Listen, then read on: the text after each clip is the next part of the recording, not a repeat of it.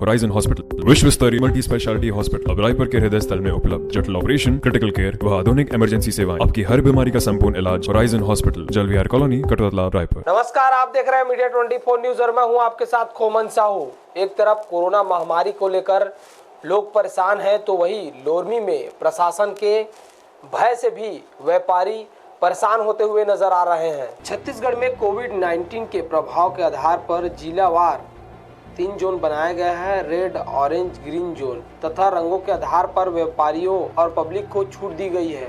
वही मुंगेली जिला को ग्रीन जोन में शामिल किया गया है, जिसके आधार पर सैलून, होटल, मॉल को छोड़कर नियम और शर्त के साथ सभी दुकानें खोलने की अनुमति दिया गया है। लेकिन नगर पंचायत लोरमी में अभी तक 25% दुकान ही खुल पाई है, क्योंकि अधिकांश व्यापारी के पास गुलमास्ता लाइसेंस नहीं है और जिनके पास गुलमास्ता लाइसेंस है वो अपने दुकान खोलने से वंचित रह गए हैं।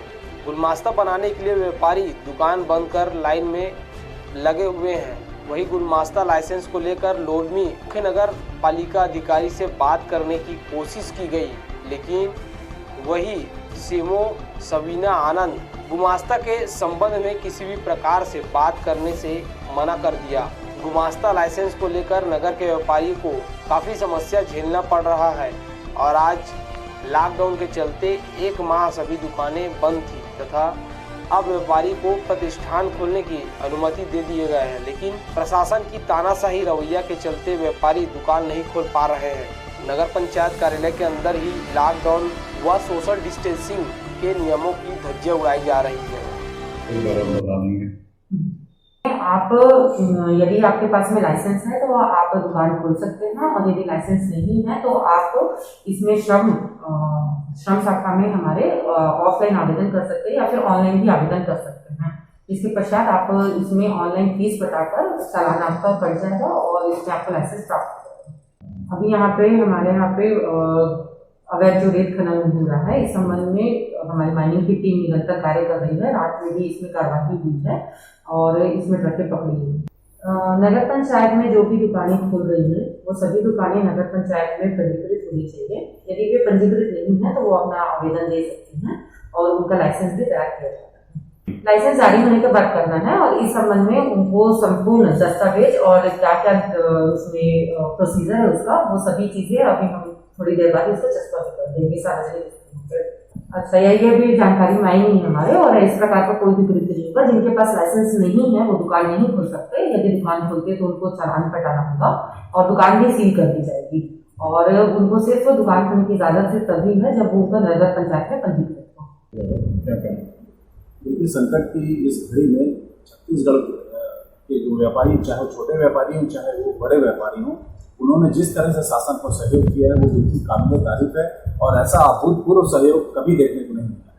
और ऐसी घड़ी में अगर ये गुमास्ता वाली बात, ये जो प्रशासन तथा कभी सुनने में ये आया है कि ऐसा कर रहे हैं, ये अभी स्थिति को देखते हुए बिल्कुल सर्वथा अभी उचित नहीं हुई है, क्योंकि अभी व्यापारी खुद परेशान है। पिछले 1-1.5 महीने से लगातार दुकानें बंद है, चाहे वो छोटे व्यापारी हो या बड़े व्यापारी हो।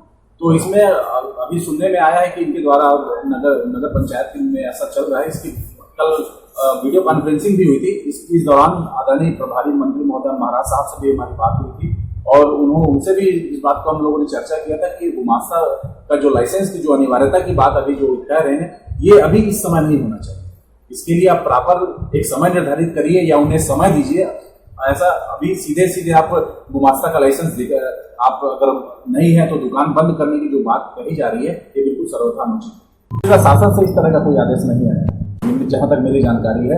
और इस संबंध में आदरणीय कलेक्टर महोदय से भी मेरी कल बात हुई थी। उनसे भी ये बात चर्चा के दौरान ये बात मैंने कही थी कि इन्हें या तो गुमास्ता लाइसेंस बनाने का एक समय दिया जाए, 1 हफ्ता 10 दिन जितना भी हो सकता है, और इनमें वो सुविधा दी जाए कि वो की श्रम विभाग में ये अनावश्यक लाइन न लगे।